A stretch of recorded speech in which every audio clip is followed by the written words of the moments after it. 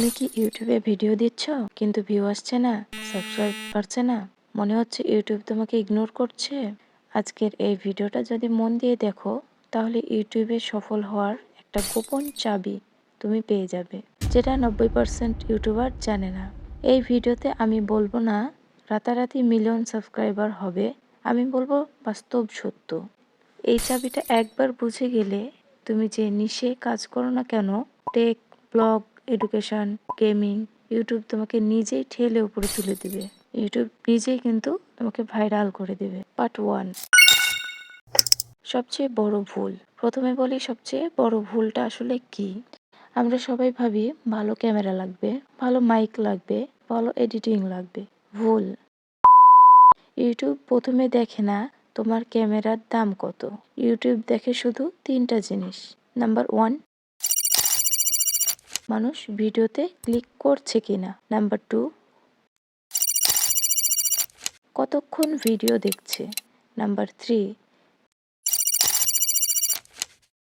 Video শেষ করে কি করছে।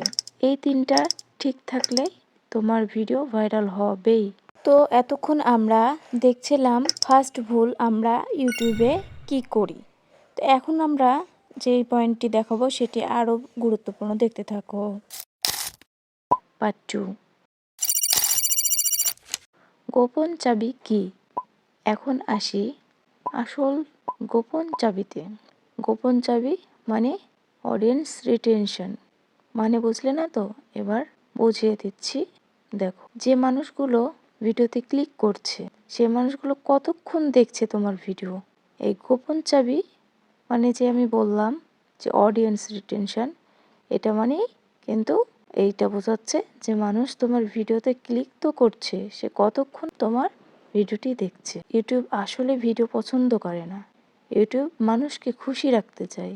তুমি যদি মানুষকে আটকে রাখতে পারো ইউটিউব তোমাকে ভাইরাল করবেই। তো যে টপিকটা জানলাম যে আটকে রাখতে পারতে হবে, তো এইটা কিন্তু মূল জিনিস, এটা সবাই বলে না, আমি বললাম। তো এইটা তোমরা অ্যাপ্লাই করবে তোমাদের ভিডিওতে। তো এখন আমরা দেখতে চলেছি আরও একটি পর্ব, তো দেখতে থাকো। পার্ট 3, রিটেনশন বাড়ানোর 5টি ট্রিক্স। এখন আমি যে 5টি ট্রিক্স তোমাদেরকে বলবো এগুলো অত্যন্ত গুরুত্বপূর্ণ তোমার ভিডিও ভাইরাল করতে। তো প্রথম ট্রিক, প্রথম 5 সেকেন্ড প্রশ্ন করো বা এমন একটা সমস্যা দেখাও, যেমন এক্সাম্পল মনে করো তুমি ভিডিও দিচ্ছ কিন্তু ভিউ হচ্ছে না, এই যে একটা প্রশ্ন, এমন প্রশ্ন করো। অ্যান্ড সেকেন্ড ট্রিক্স, গল্প বলো। কোনো ডাটা নয়, বরং গল্প বলো।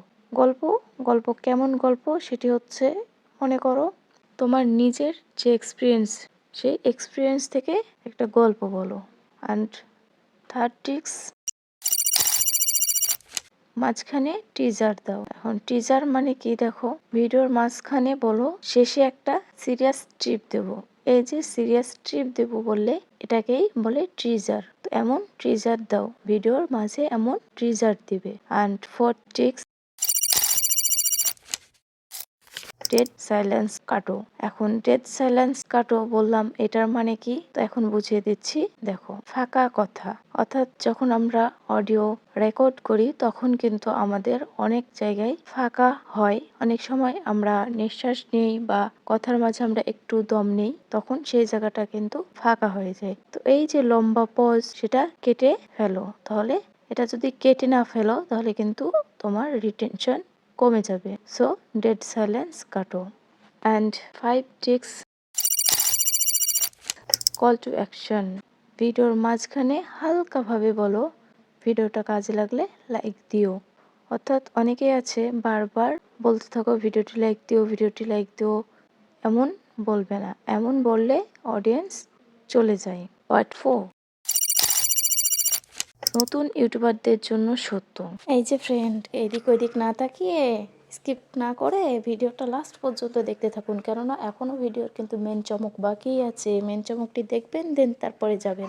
অ্যান্ড সুন্দর একটি কমেন্ট করবেন যে কেমন লাগছে আপনার ভিডিওটি, বুঝেছেন? এত কষ্ট করে ভিডিও বানানোর পর যখন স্কিপ করেন তখন কেমন লাগে বলেন তো?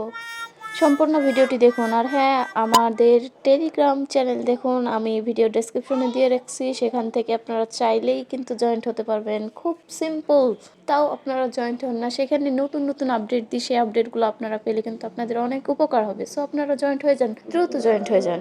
আমি জানি শুরুতেই ভিউ না পেলে মন খারাপ হয়ই, কিন্তু মনে রেখো, প্রথম 50টি ভিডিও ইউটিউব তোমাকে শেখায়।